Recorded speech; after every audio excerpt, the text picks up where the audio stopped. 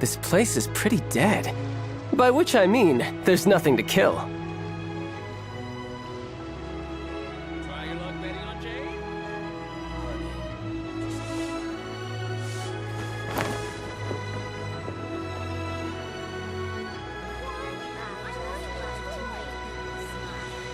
Oh, what should I try this time?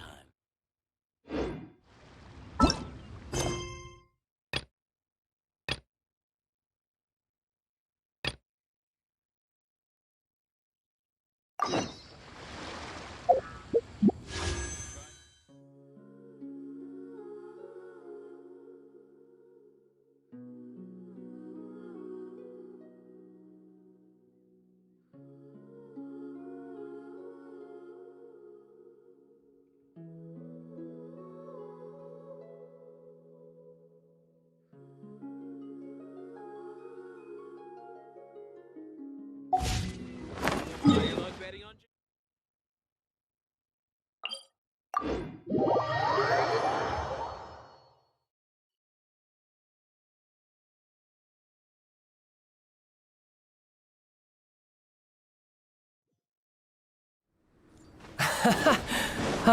Could it be snowing in Snezhnaya too?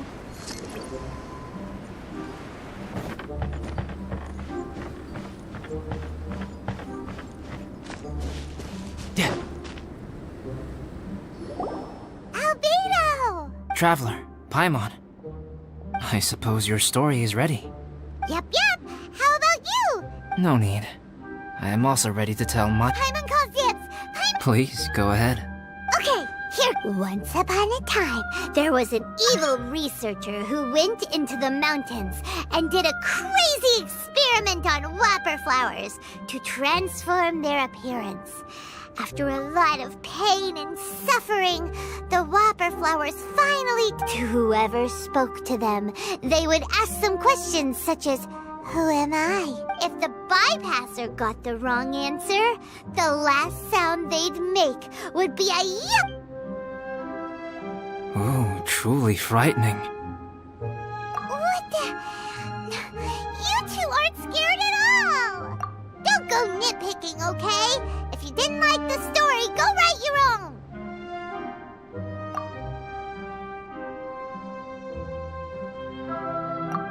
In other words, the whopper flowers would ambush and then completely replace their victims.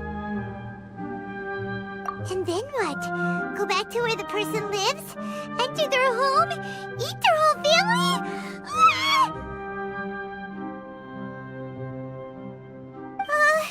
Paimon made up this story, but... It's a good story. Oh, may I write it down? I may bring it up in future conversations. What for?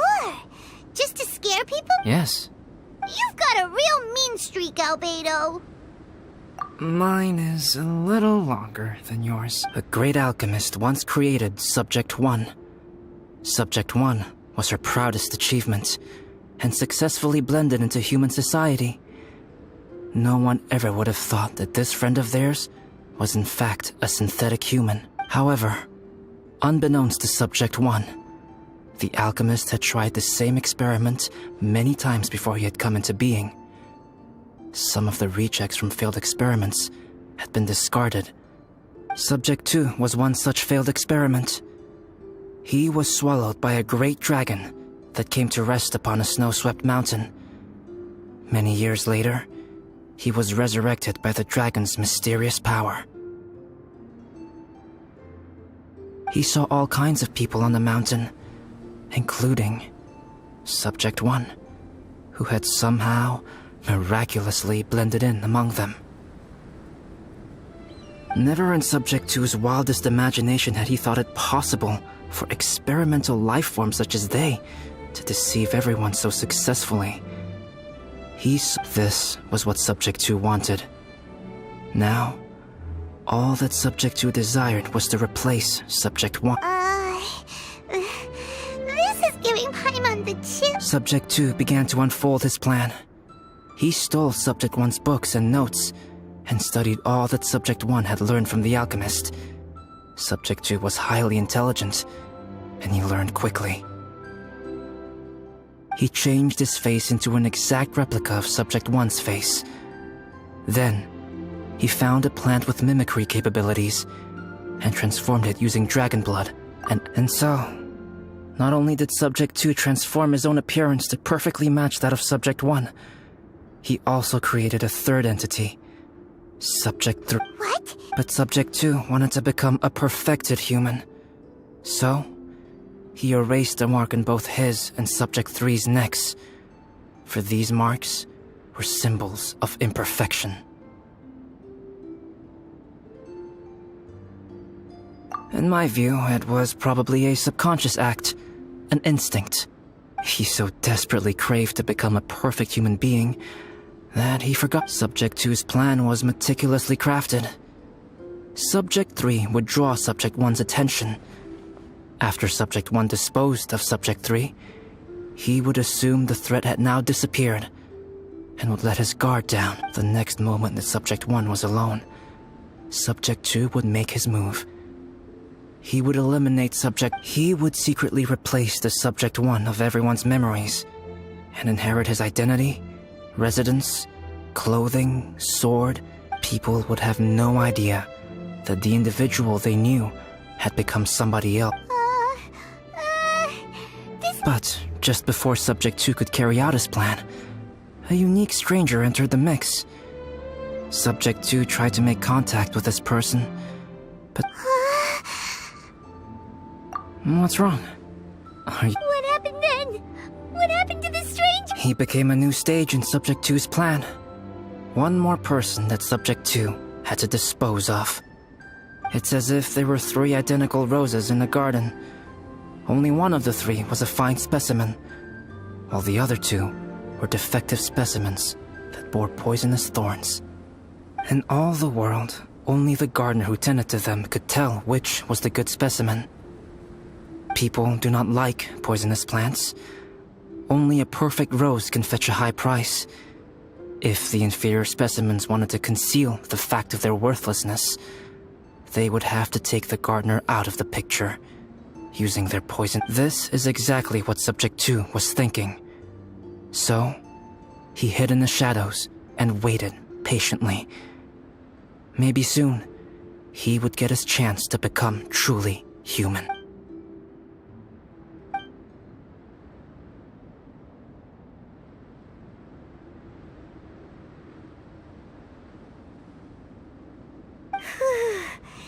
That was intense! So what happened after that? Did Subject 2's plan succeed? Fortunately, it is just a story. And even in this story, Subject 2 did not succeed. Monsters mutated with Durin's power and blood are also creatures of Rhine-Daughter, just like me. You must beware of all such creatures. I'm glad to hear that. It's okay. I know what I am. You and I are both... The only thing is that sometimes, when I think about as beings who set foot in this world, how arrogant are we in desiring to control our destiny and in desiring to create?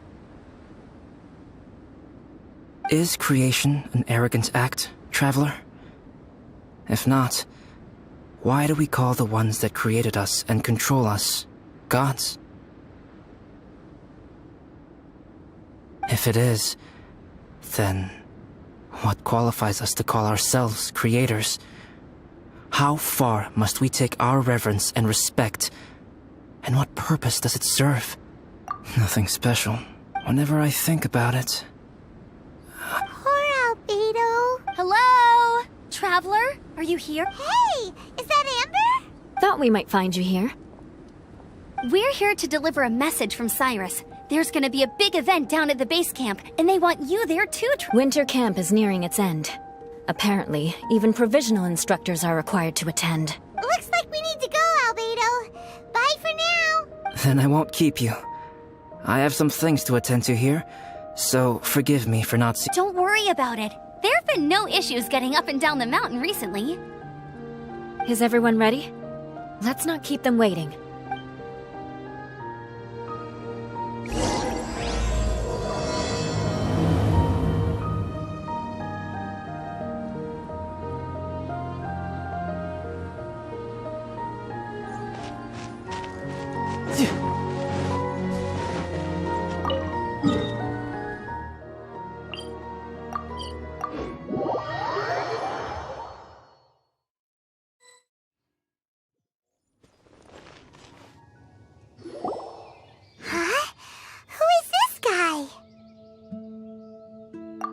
Allow me to introduce Yozerv. He's Joel's father. Dad, this is that traveler I was telling you about. The traveler's helped me out loads in the past, and this time we even built a snowman together. Joel has told me everything about you. I can't thank you enough. Wow! Wait a second. Why is Cyrus discreetly wiping tears away? And what is... Pallid is the hero of the hour this time. Go on, Pallid. Okay.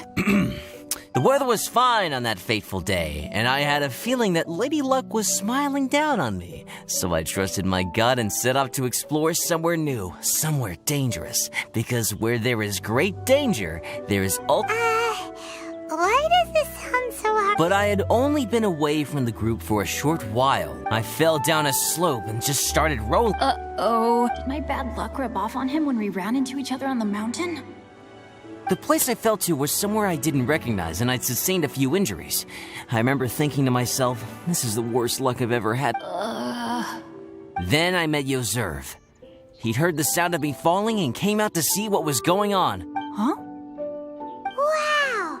So it was complete... I thought he must have been someone from the Adventurers Guild here for the event, but after a few words of conversation, it was clear that he was having memory problems. He didn't even know his own name. The temperature was freezing, and there was no time to deal with all that there and then, so I convinced him to come back to the camp with me and figure everything else out after we got there. We got back to the camp, ran into Joel, and the moment he saw him, he froze for a second with this completely stunned expression on his face, and then he started crying out, "Dad! Dad!" My memory has still not fully recovered, but Joel and his mother... They are the... Daddy. Daddy's right here, Joel. Daddy's right here. Yozerv, don't you remember the poor princess feeding the foxes? I'm sorry. I have no recollection. Maybe it's because of the head trauma. I woke up and found myself covered in blood. My things were gone, and there was nothing to indicate. I crawled into a cave and settled in for a slow recovery.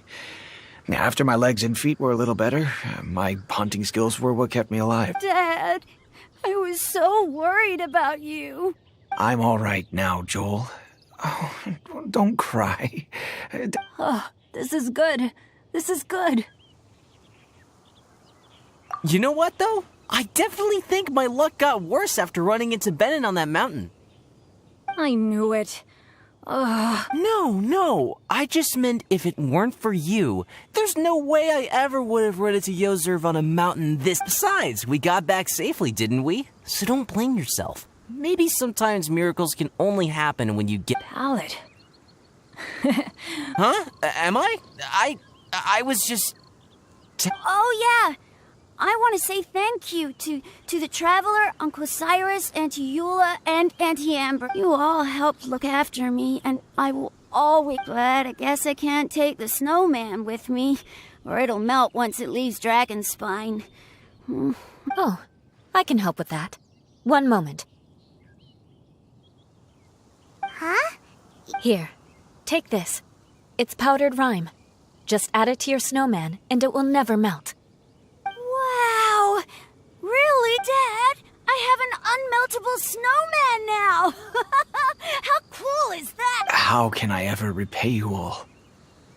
Thank you all. Dad, I want to go move the snowman. Okay. I'll be leaving with Joel now.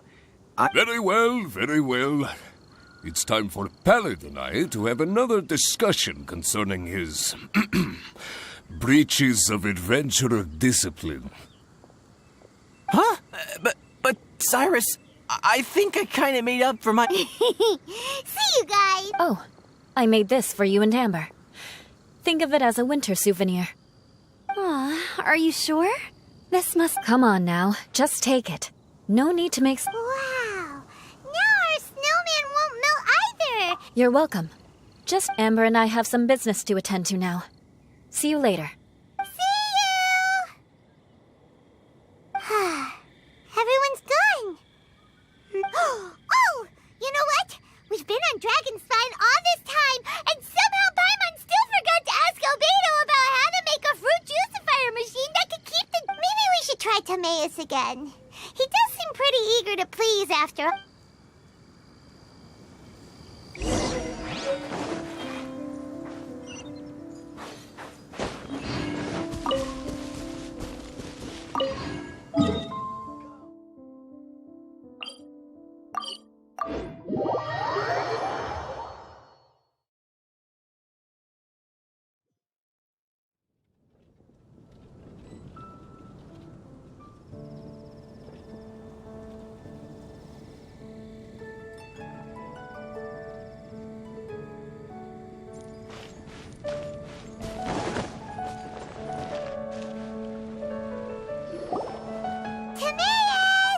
Traveler and Paimon, what can I do for you? Wait a minute.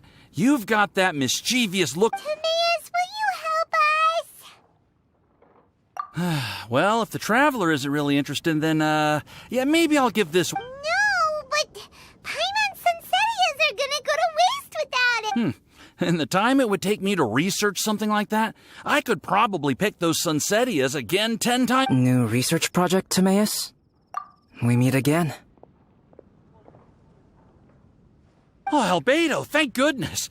So the situation is, Paimon wants a machine that can turn fruit into juice. Majorly important, that's what it is. If you can manage to invent this, we'll never have to worry about fruit going bad ever again. That's impossible.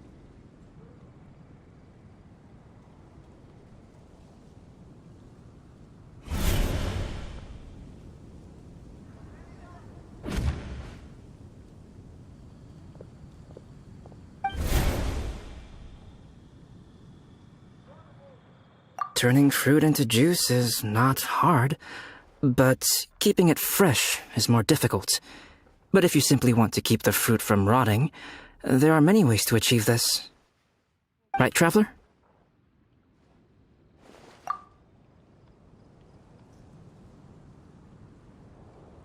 What about his neck? What's wrong? Is there something on my neck? From the look on your face...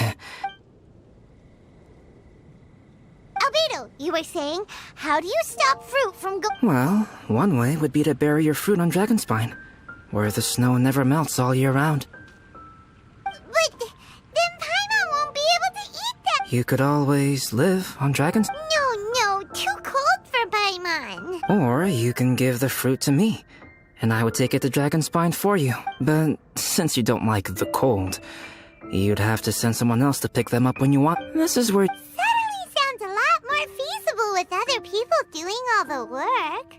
Fruit buried on Dragonspine will stay fresh for much longer.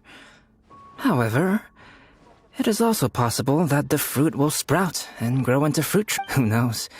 Maybe the next time you visit, it will have grown into an orchard. You can water the trees, add fertilizer, and when they finally bear fruit, you will... No way! Then Paimon will have to be a gardener. That's not the goal here. Oh? Well, I don't think being a gardener is so bad.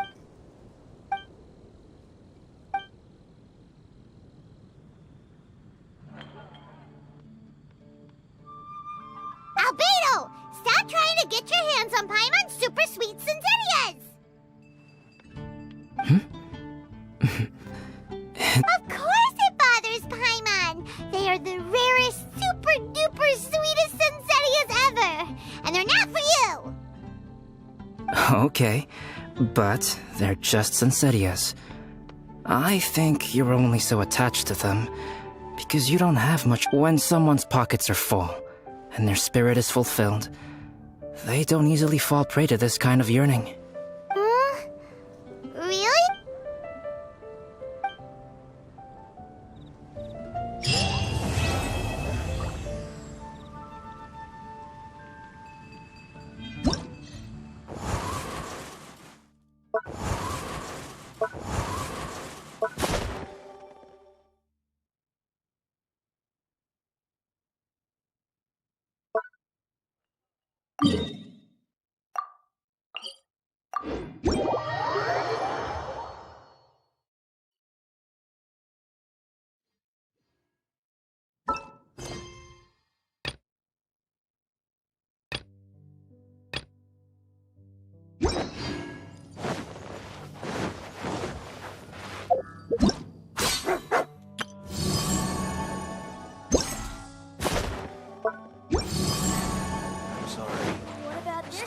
No time to lose.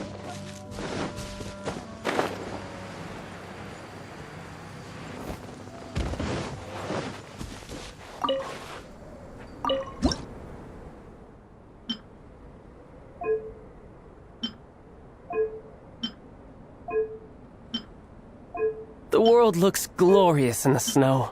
Pure white, like the light of the moon. A perfect backdrop for bloodshed.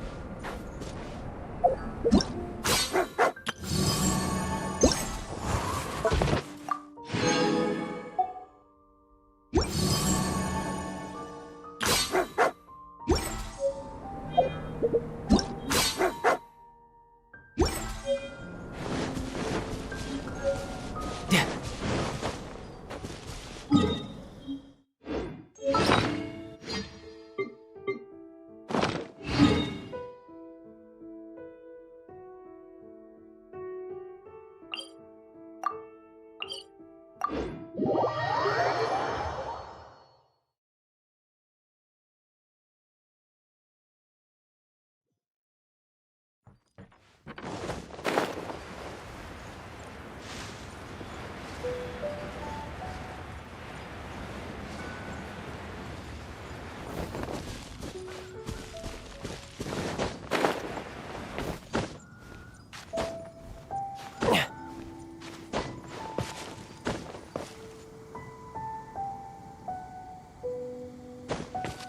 Yeah.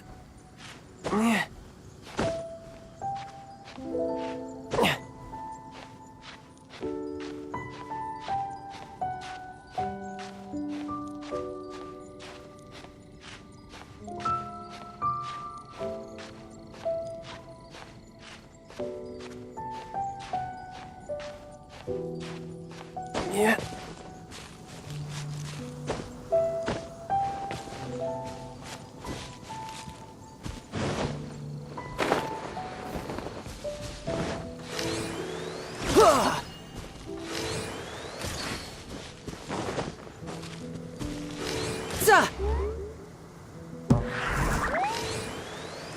Yeah.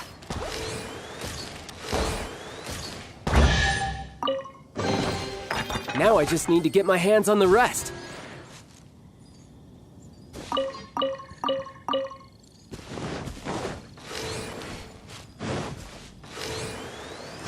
Yeah. No time to lose.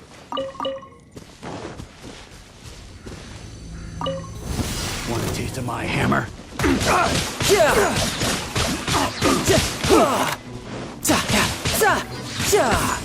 Shouldn't let your guard down.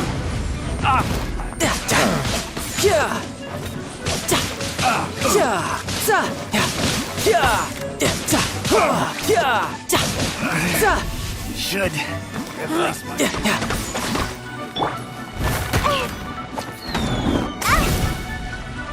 Think you can bully me? Higher, higher, dance on fire!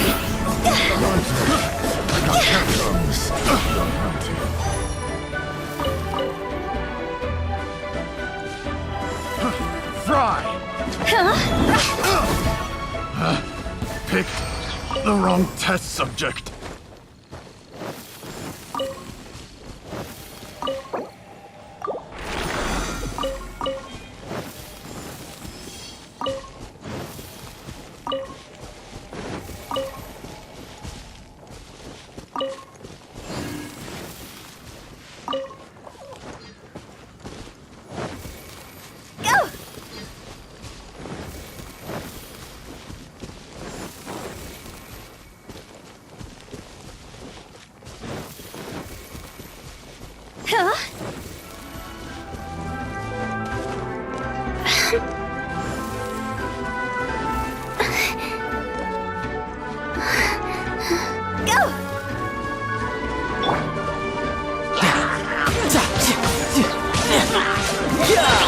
Brace yourself. This is gonna hurt.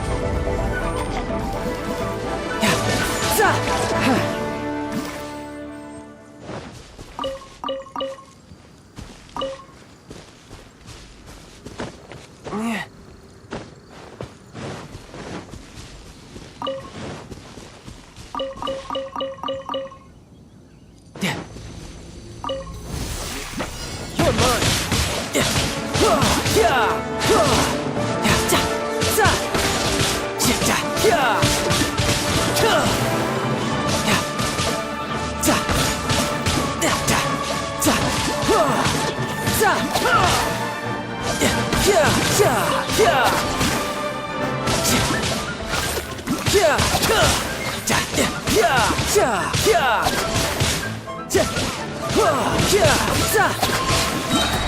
Shouldn't let your guard down.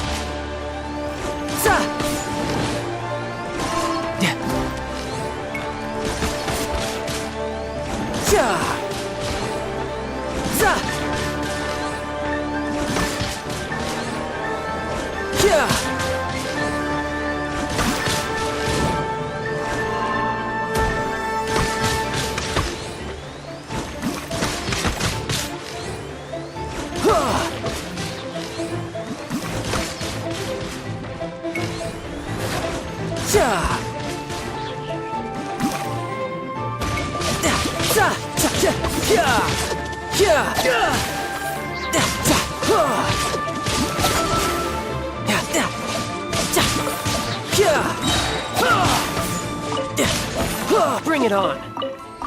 No time to lose.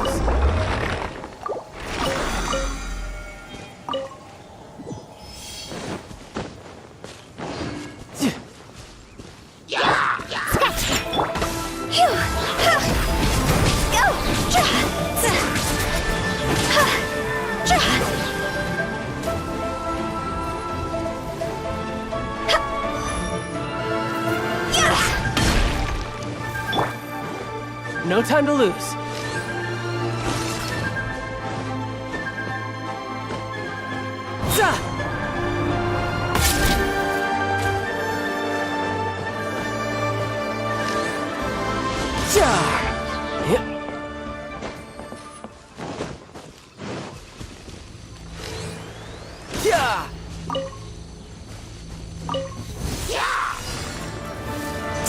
Brace yourself. This is gonna hurt. No touch.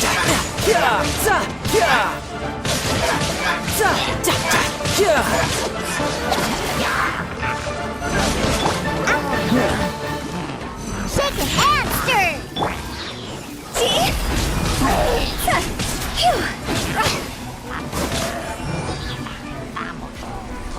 Cross over!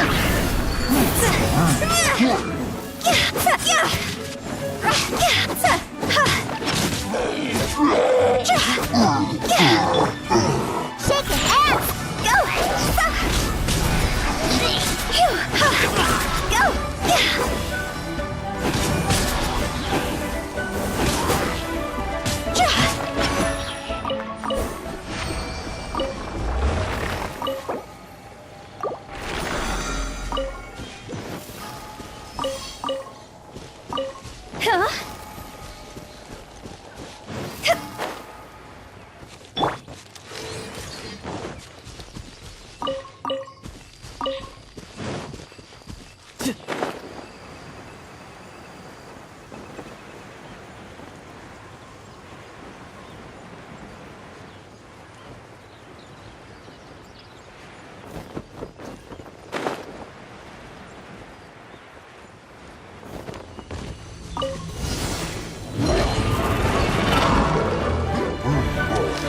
Go!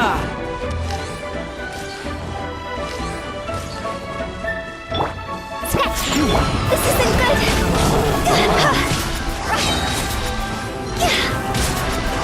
Higher, higher, hands on fire! Go! Shouldn't let your guard down.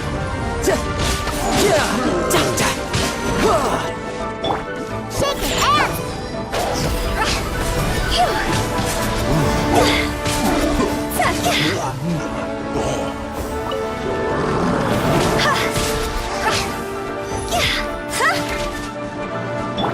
You're mine.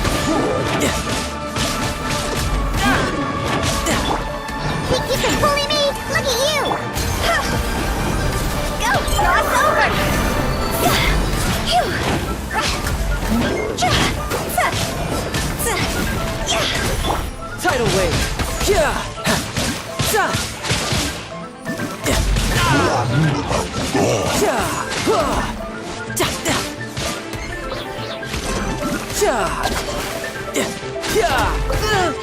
You're pretty good.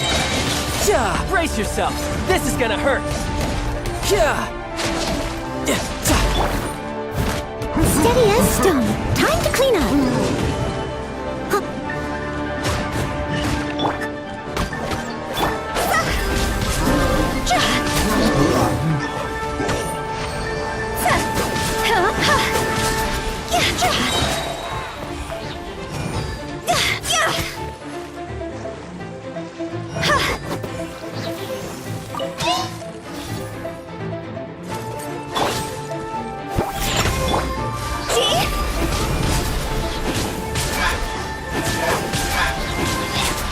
Time to go!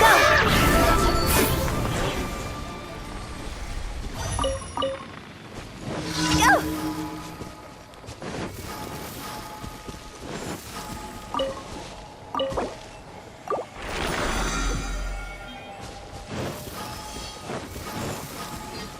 Huh? Go! Dues.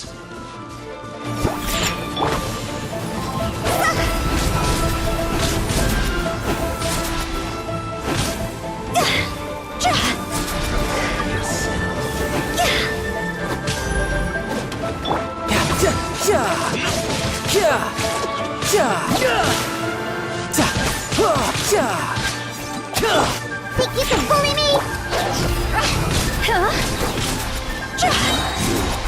Can't run from death.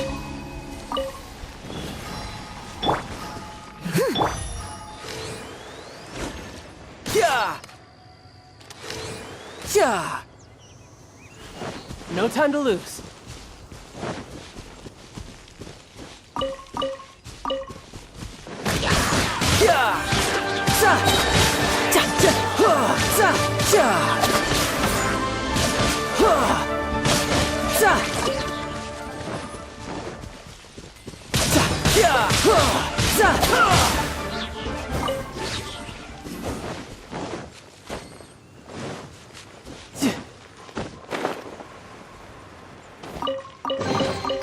All right, now we're talking.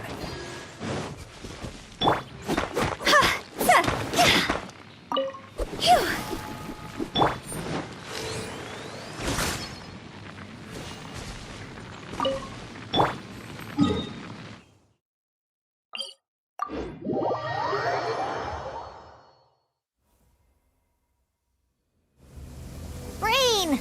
I hate rain. Let's go inside. I'm not scared of water. I just hate it when my clothes get wet.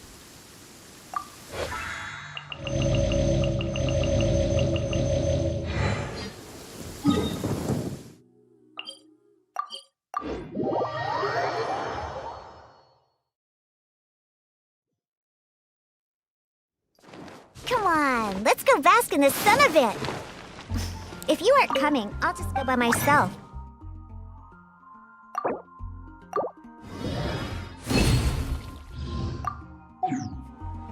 Last chance. Are you coming or not? The neighboring nation of Relay has the most prosperous commercial zone, almost an expedition of the adventurers.